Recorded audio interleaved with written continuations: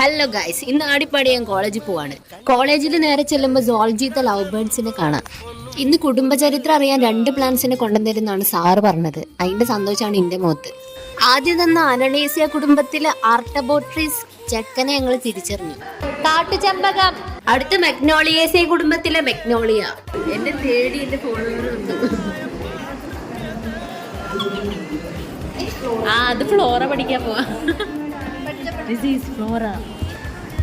പിന്നെ നമുക്ക് വിശപ്പ് തുടങ്ങി, ഒന്നും നോക്കിയില്ല, നേരെ ക്യാൻറ്റീനിലേക്ക്.